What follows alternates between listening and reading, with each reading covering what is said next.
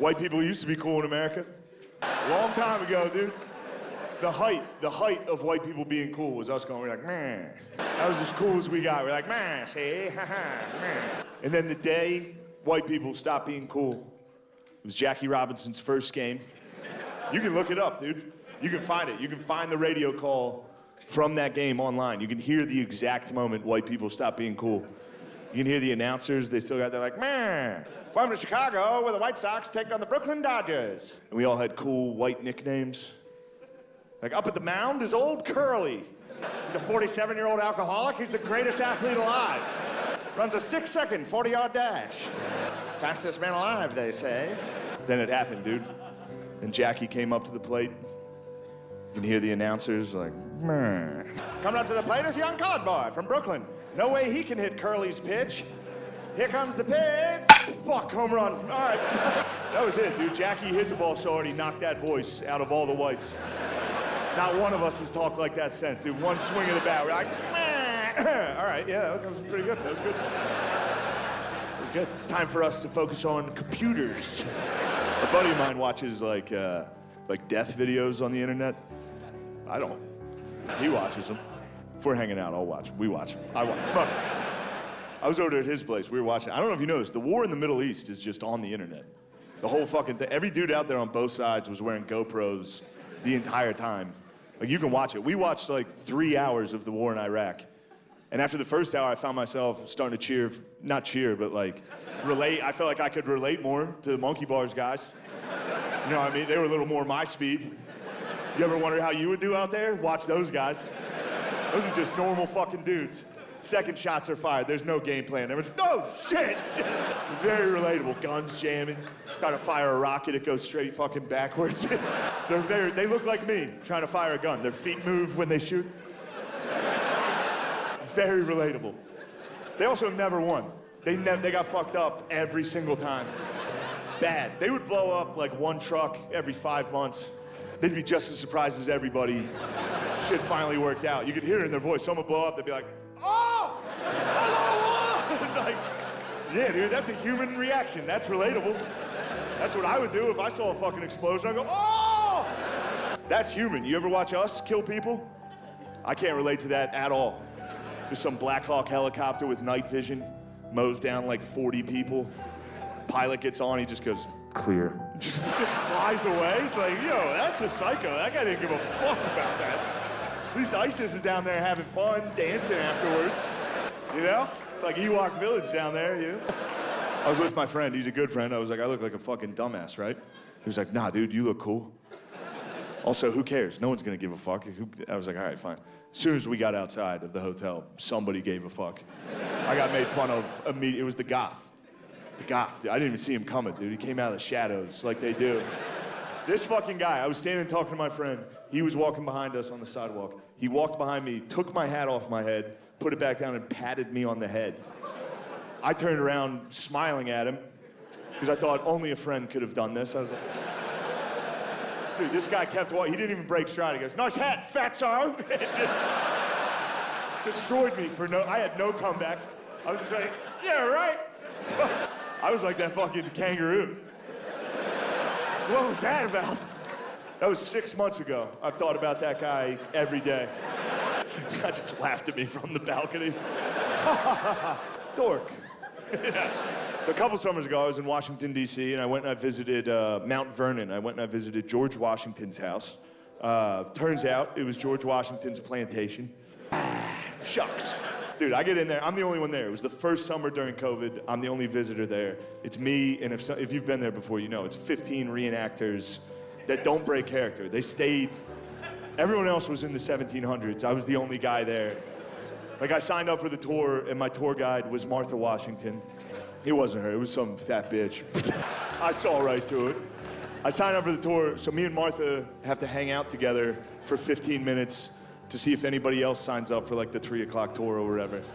Of course they don't. I gotta make small talk with a woman that won't stop pretending to be from the 1700s. It's fucking insane. What do you say? I was just out there with her like, where's George Washington? She's like, oh, the general? He won't be joining us today. He's in his chambers. It's just you and I. I was like, wait, you trying to fuck me? Never broke. No one broke.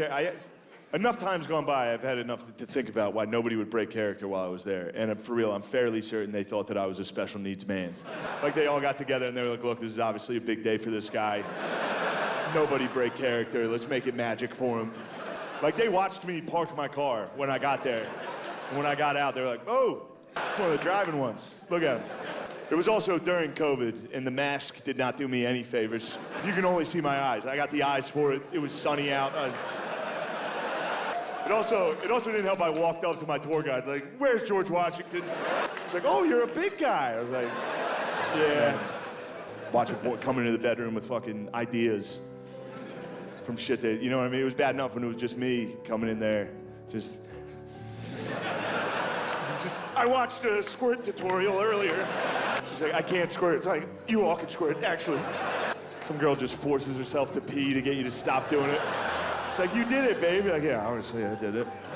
Now, you can't do the cool moves you see in porn. Just have regular, just do regular. You don't have to, you ever try them? You ever think you can? You ever try, like, cum in a girl's face? Not as cool. They're a lot less receptive in real life.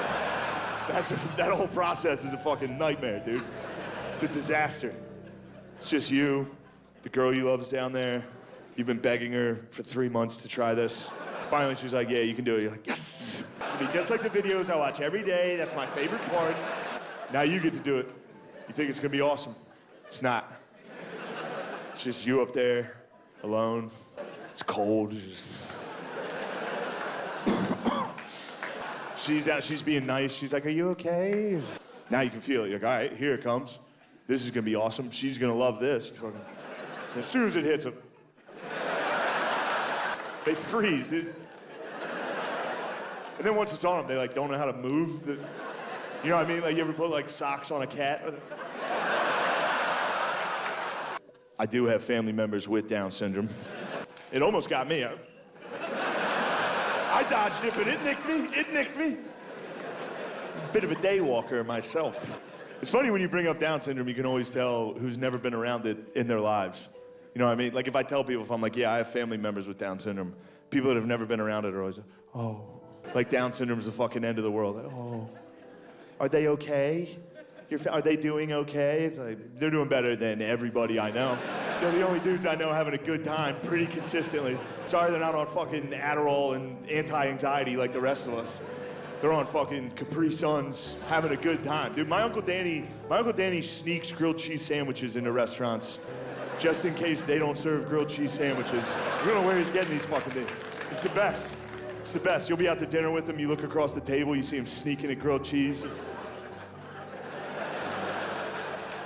Yo, where'd you get that cheese, Danny?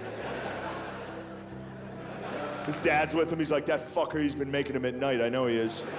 I'm not making them at night, Dad. And he'll look at you and be like, I'm making them at night. What's better than that, dude? What's better? What's better than Uncle Danny? Uncle Danny, 3 in the morning, shirtless, baggy gym shorts, quietly, secretly in his parents' kitchen, on a secret mission to make 10 grilled cheese sandwiches. Just